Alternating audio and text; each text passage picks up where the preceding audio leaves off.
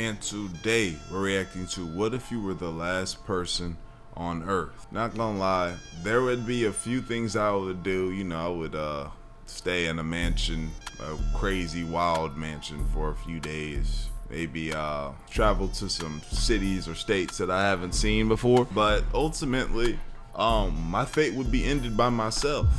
If you know what I'm saying, I'm trying to say this in the best way possible. Like, I'm just not gonna live like that forever now.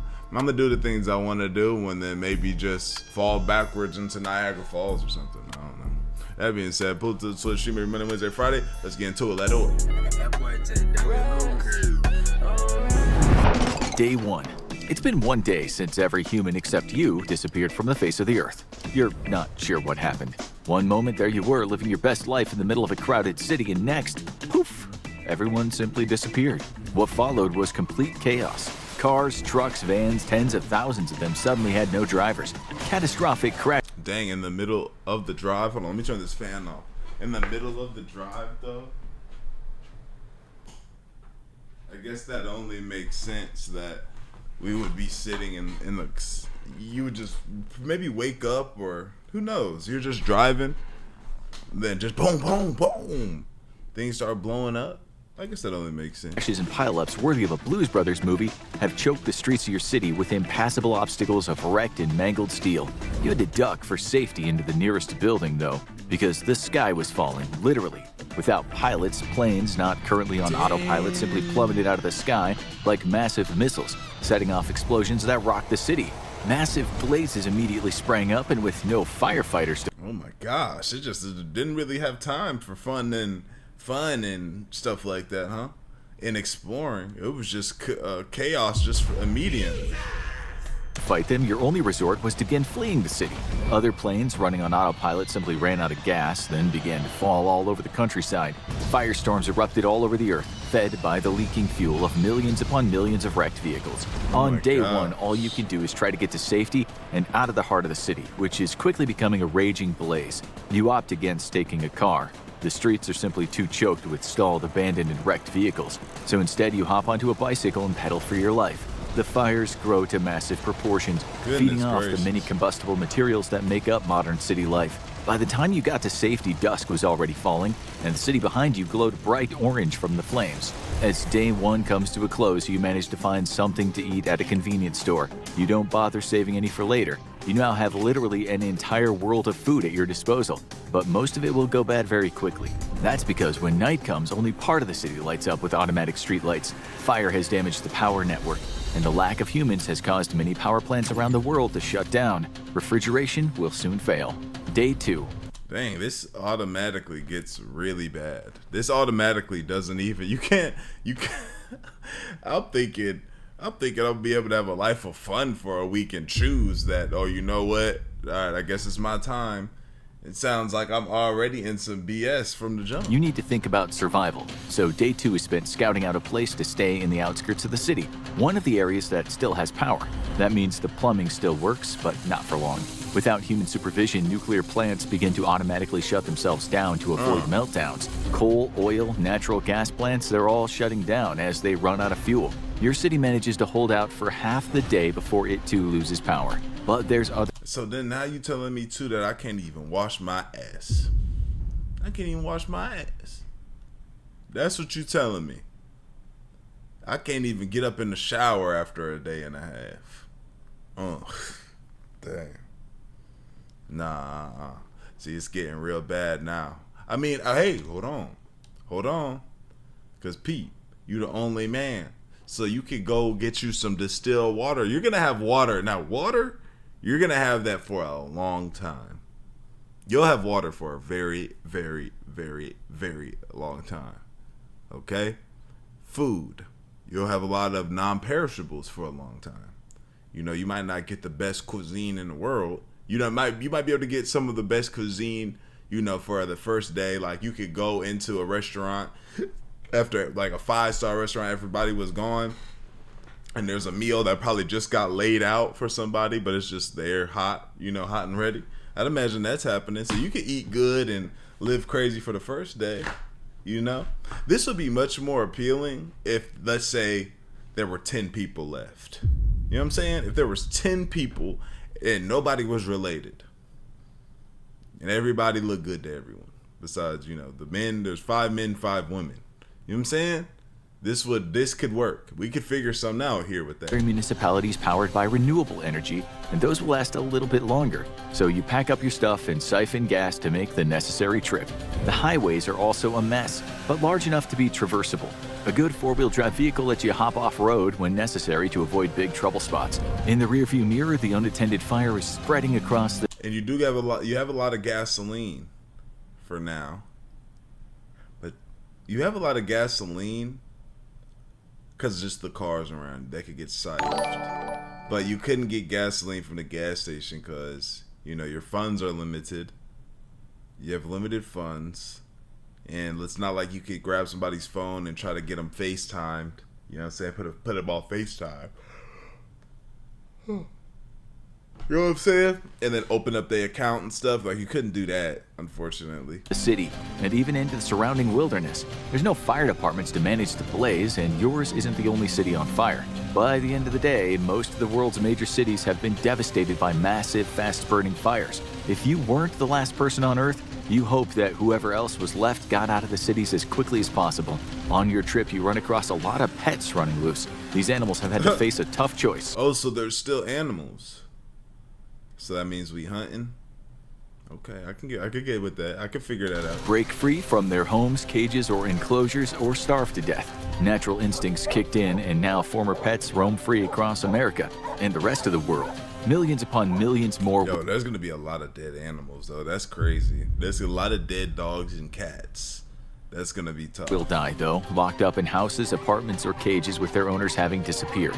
Inside zoos all across the world, animals who are used to being routinely fed aren't getting their daily meals. Yo, imagine the zoo would be smelling crazy. You can even drive by the zoo without it smelling so wild. This has caused some of the animals to get extremely agitated and test the limits of their enclosures. Many of them, too, will die in their enclosures, but some will manage to escape and break free.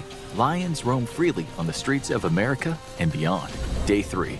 Big Ben rings out for the last time. The massive clock needs to be wound every 3 days, and with no one around to do it, the iconic landmark goes silent forever. Eerily silent, wild animals have begun to probe the borders of human cities, places they had before avoided like the plague. No, I actually didn't think about that. I didn't even think about that. And then they're gonna be like, oh yeah, this is where we get good eats at.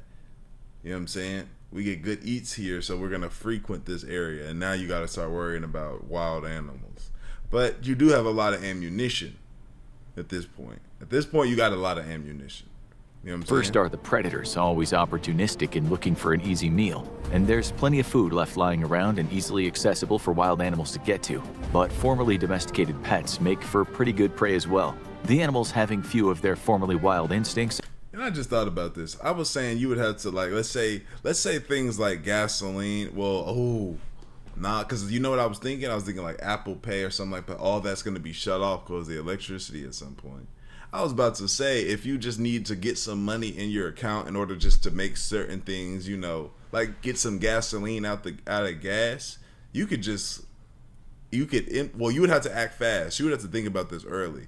You could go into places of business, or like you can't go into the bank because there's too much security, but you could go into, you know, cash registers and you know, go to the mall and just go like anywhere you could get cash where you got to break into the cash register, which is not going to be that hard, but you could break into the cash register and yeah, you could just be checking bags and stuff like that. And essentially, you can just go to the ATM and put as much money in there as possible, so that way, anytime you needed to get gas. But it just made me also think too, though, that the electricity to get the gas out of the pump. What else would you need money for? Like you would need money for gas. What else? Because everything else you could just kind of get.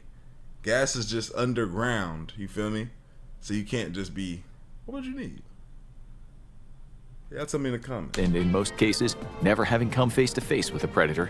Dogs, however, have begun to form roving packs. reverting back to their natural instincts to gather into groups. Smaller dogs end up meals for larger dogs, and smaller breeds are being far more successful at survival than the larger breeds. Originally, dogs such as terriers were bred for pest control or hunting small game, and in a world made up of massive abandoned cities, those smaller breeds find plenty of game in cats, rats, and other small animals.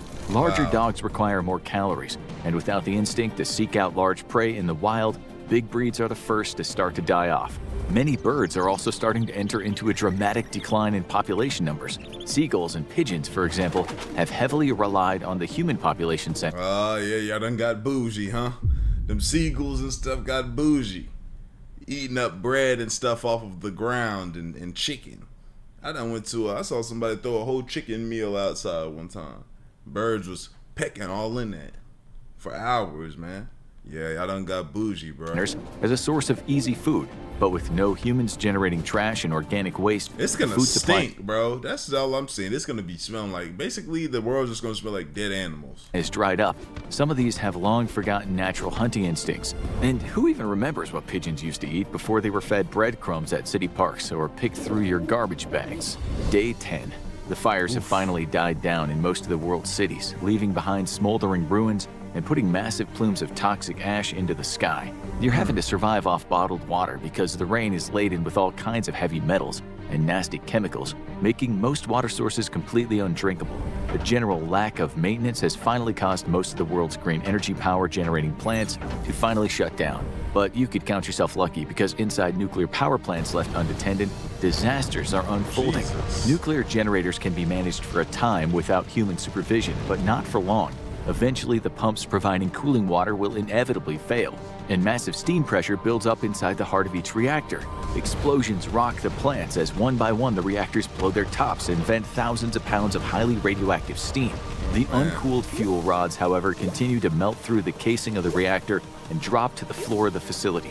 Some will penetrate even the concrete foundation and might end up contaminating groundwater supplies.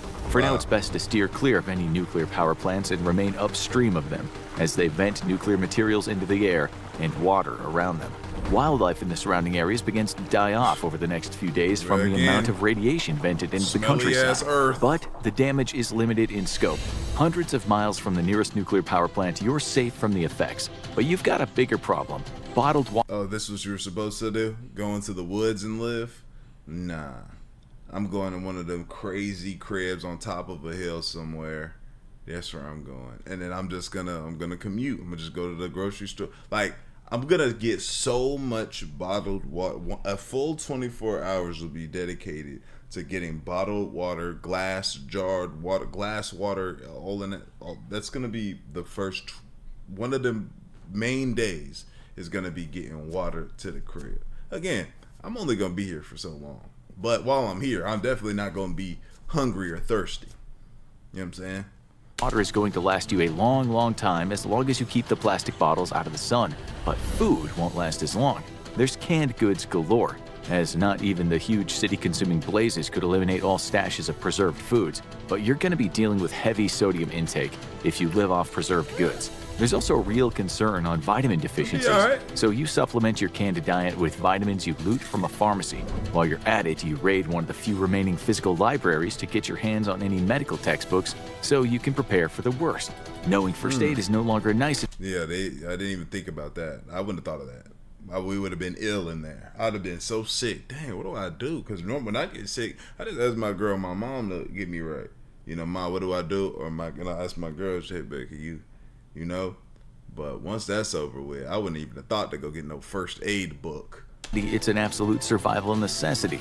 While you were at it, you decided to pick up additional survival skills. The internet is no more, but you can still find plenty of survival materials in libraries and specialty military surplus and prepper stores. Knowing how to make fires without artificial aid is a great skill to have. Sure, you have billions upon billions of lighters to loot at your disposal, but the fuel inside them can go bad. Butane is especially prone to evaporating. It might do so in a matter of days if left out in the open. Gasoline will likewise go bad due to oxidation, and could last anywhere from a... Bro, I didn't know a gasoline went bad. Yeah. See, I'm not fit for this life. I'm not fit for it. I wouldn't even have known that. few months to a few years before either breaking down or evaporating.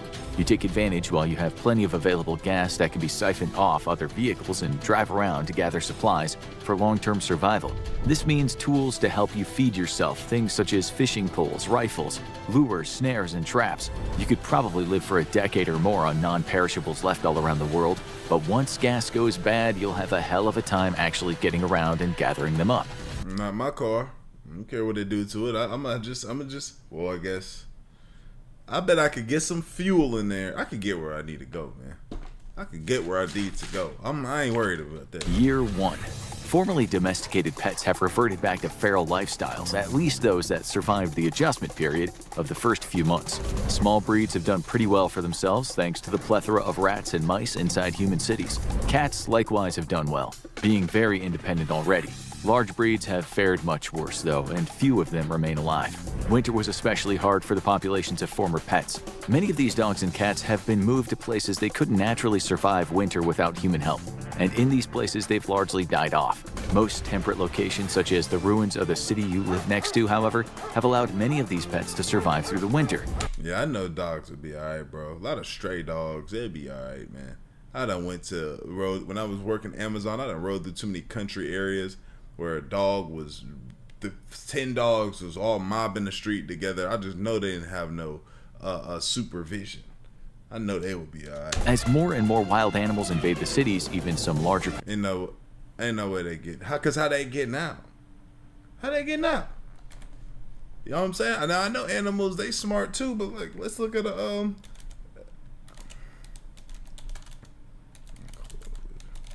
what's an elephant enclosure look like? Pete, man. Let me see. Let's look at, like, I'm trying to just see a clear photo. Indianapolis Zoo, right? Nah, yeah, nah. They can leave here. They can leave here. For sure. What else we got here? Yeah. Yeah, if an elephant wanted to get through here, they getting through that. Yeah, okay.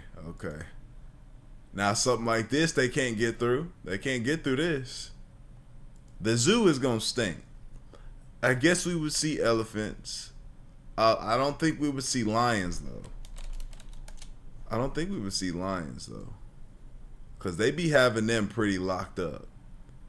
How they gonna get out? Especially if they weren't even in this. Let's say they were in the little area where they're stuck in the cage. You know what I'm saying? They're not getting out, man. Maybe we'll see a few monkeys. Yeah, like something like this. They're not getting out of this. It's over. This is their life until they die.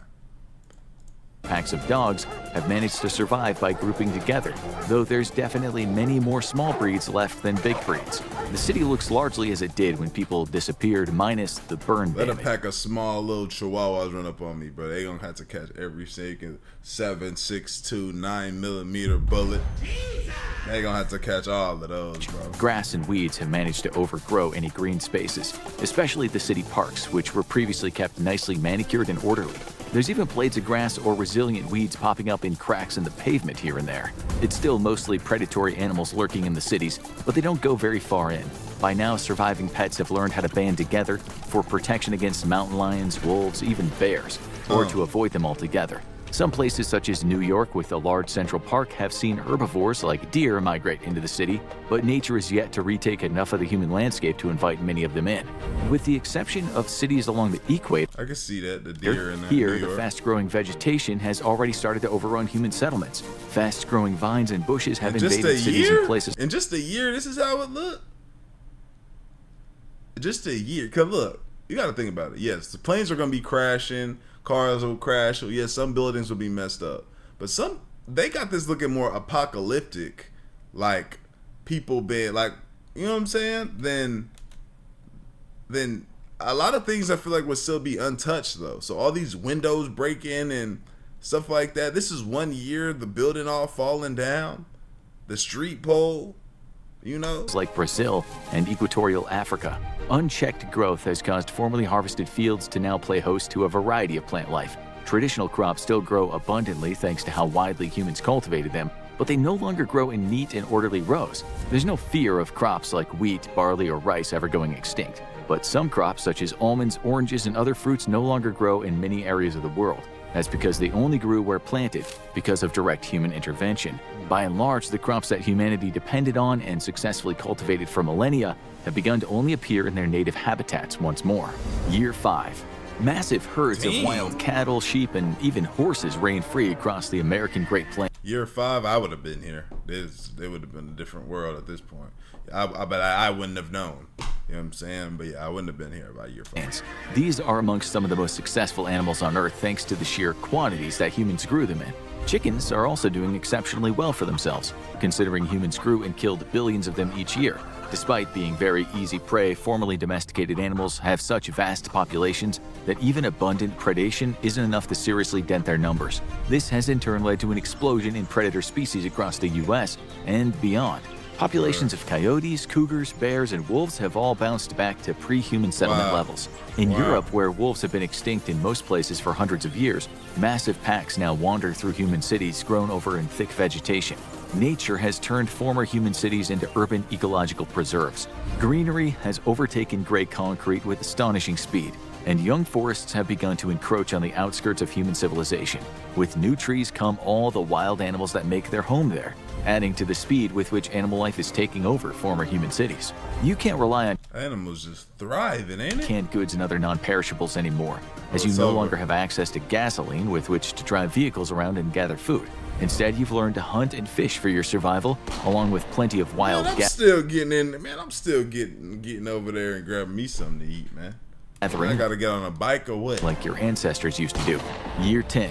Moss, flowers, grass, and small trees have wormed their way into the very heart of human civilization, consuming Year 10, yeah, I'm for sure. If I made it to year 5, 10 didn't make it. The slowly crumbling ruins. This is good for you because you can make easy shelter inside the ruins of the city.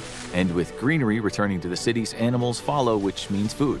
You managed to set up a small farm of sorts for yourself right in the heart of the city, rounding up chickens, which have spread from farms to temperate areas across the country. You build a coop and have a constant supply of eggs. Cattle might have become wild again, but are still largely complacent after millennia of domestication, and it was easy to round them up and even breed them.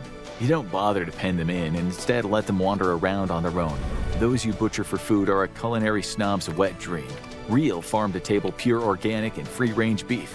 Dogs still remember how to be man's best friend, but even more important... that's one of the things I would need a book for, because I don't know how to slaughter and take care of livestock, bro. I would have needed all the books. They know that... I would have known my knowledge at this point, though. I would have been up to date on it. I would have known what to do. 10 years? Humans equal easy. This make me more inspired to try to keep myself alive for 10 years. Be like, nah, I can create this, bro. I can figure this out, bro. I can do this. I got animals, I got chickens, bro, you know what I'm saying? Food. Thus, it was easy for you to re-domesticate a pack of them, which helped guard your livestock. In exchange, they get your scraps. You've re-domesticated the dog exactly the way our ancestors did when they were wild wolves. The kinship between humans and canine is based on mutual benefit and food. The biggest danger in the last 10 years was the collapse of dams all across the country, unleashing billions of gallons of water in devastating floods that wiped out entire towns from the map. You know, it'd be bad though, natural disasters, because I ain't gonna know. I mean, maybe 10 years of just experience seeing, like, you know, I'm in Houston. I ain't gonna know a hurricane coming. I'm just gonna wake up one day and we getting, and within 10 years, I'd imagine there's gonna be another bad storm. I'm like, yo, I didn't know that was gonna happen. But I guess I wouldn't even be living. I probably wouldn't even be living in Houston, bro. Where would I be living, bro? I don't know. Where would I go, yo? Like I said, I would go to a big old crib. I ain't gonna lie. No, I ain't going to California. I ain't going to Florida. Them hurricanes. Same thing with Houston. Maybe I go to Dallas or something. Maybe I'd probably go to Dallas or something. Yeah, maybe. No humans to monitor the water levels and operate sluice gates, water pressure built behind the dams until they finally burst. Also with no humans to drain the water away from their cities, farms, and water parks and industry, rivers like the Colorado have returned to their former glory and caused the collapse of the entire dam network built along its course. Much like other dammed rivers around the world, the Colorado now runs as wild and free as it did 200 years ago. Year 20. The night skies started having additional falling stars. After all that light pollution's gone, y'all. light pollution and other things. 2 decades in orbit and with no commands from the ground, satellites have begun to fall back to Earth. Wow. Even in the vacuum of space and high above the Earth's atmosphere, satellites still experience a tiny bit of drag from gas and dust. Even if it's just a few molecules the satellite slamming into, all those impacts add up, leaching speed from the satellite and inevitably causing it to fall back down to Earth. Other man-made objects like the International Space Station only took weeks to fall back to Earth in a fiery wreck. Yeah, I just know that right there destroyed something. That destroyed something. And you can count yourself lucky you weren't anywhere underneath the hundreds of tons of burning molten material crashing to the Earth at thousands of miles an hour. Radiation's begun to clear from areas affected by the meltdown of nuclear power plants, but it'd still be a while before it's truly safe to live in those regions. That hasn't stopped nature from reclaiming the sites, however, and there's even populations of wild animals living there. Their numbers remain low for now, but will grow over time. Without flood control measures, erosion has been a real problem in many man-made settlements. Rivers have carved new channels through landscapes geoengineered by mankind and his massive earth-moving machines. The city of Venice, without regular maintenance and upkeep of its historic buildings and canals, is now more underwater than above it. Wow. And sea levels have risen all around the world. Despite there being no more human activity to drive climate change, lingering emissions from billions of cars, factories, ships, trains, and other polluters are still in huge quantities in the atmosphere. These will break down over time, but for now, the temperature's increased by 0.5 degree Fahrenheit, or 0.3 of a degree Celsius. Polar and Antarctic ice continues to melt, albeit at a greatly reduced rate, and sea levels have risen several inches. Coastal cities like Miami have largely been swamped by increased sea levels and storms. And all around the world, massive man-made container ships have long been sunk. Now they make for artificial reefs, which are home to rebounding fish populations. Year 40. Age is catching up with you. In the civilized world entering your 60s, you would not be... I'm not brushing my hair 40 years by myself. I've no longer cared about brushing my hair. Brushing my teeth, yeah, I brush my teeth, keep the dental right. But I'm not worried about nothing else. Brushing my hair, looking good. I'm probably naked every day, to be honest. Yeah, there's no reason. What I got clothes on for? Yeah, no, I have clothes on just so I don't get bit by mosquitoes and stuff, I guess, and places I don't want to get bit. But I'm naked, though. What I gotta be now? A big deal, but in this new world without modern medicine or modern convenience, you've been lucky to make it this far. Most people would have died of injury, disease, or simply malnutrition in their 40s, but you have some of the benefits of civilization to keep you hale and healthy. Having firearms and plenty of ammunition, which lasts for decades if not longer, helps keep you well fed. If you had to hunt the old way with spear and bow and arrow, you probably wouldn't be as well fed as you are now. Still, it's becoming very difficult for you to keep surviving in this world turned wild. The city's barely recognizable anymore, and places where millions of pedestrians and shoppers used to flock are now completely overgrown by urban forests. Skyscrapers have years ago started falling in on themselves as their foundations and structural cores weakened due to exposure. Their windows were the first to go within months or a year or two of humans disappearing. And this Wow, so I don't know nothing. Windows just break automatically. Just from all time, the windows will just break, it sounds like. Their inner core to rot and mildew. After a few decades, even the mightiest skyscrapers started falling. Now they loom like artificial mountains that resemble broken, jagged teeth. Global warming has been at last halted, and the Earth has topped out at just over 0.5 degree Celsius or 1.1 degrees Fahrenheit. Polar ice loss has likewise been halted, and the seas have stopped rising. Over the next century, the polar ice will return as the Earth readjusts to a pre-industrial age environment. Fish populations all around the world, formerly on the very edge of complete collapse, have recovered as well. The ocean is truly and well wild, and now teems with life as it once did.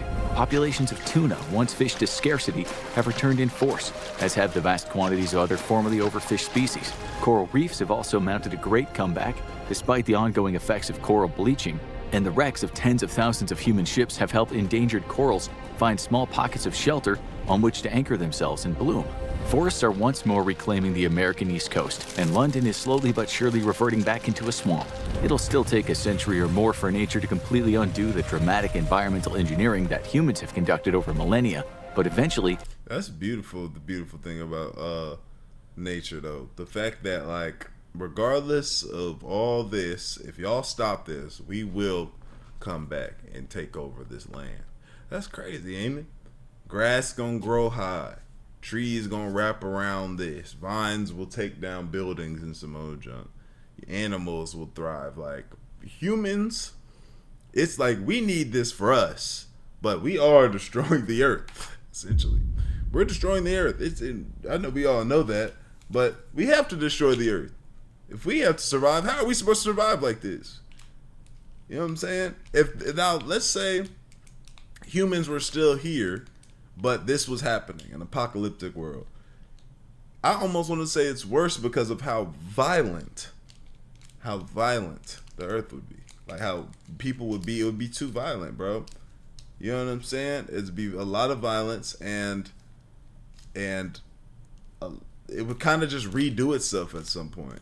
There'd be new governments and new areas with new laws and rules, and you can't do this here, you can't do this there, you know? Even the mightiest concrete buildings will crumble and break. You won't be around to see it, but within 1,000 years, forests will have completely recovered from the effects of humanity all around the world. Not long after, only few human ruins will remain identifiable. Plastics, however, which we produced in staggering abundance, will remain for over 25,000 years or even longer, becoming humanity's tombstone and the only sign we once ruled the world. Somehow, that seems fitting. You have no descendants to pass on your experiences or knowledge of a world before humans disappeared, and your only friends are the ever-growing pack of dogs and livestock that have kept you company for decades. Without you, the dogs will revert back to their wild instincts and prey on the livestock. Damn. But there's so many of them by now that both populations will thrive and survive. Life is hard without modern conveniences or the help of others, and shortly after your 60th birthday and 40 years being the last human on Earth, you close your eyes for the last time. As you fade away, you wonder who will inherit this new world. Will a new primate species rise up and become sentient? It seems likely, as apes are the best adapted for advanced intelligence and the tool use required to build civilization. Perhaps then the entire process will simply repeat itself. That's what I think. I think of essentially through millions and millions of years later, it'll all just kind of restart. That being said, y'all let me know what y'all think, man. Like the video, sub up, comment, mention for the channel. I love y'all. I appreciate y'all. Great for y'all. We gone.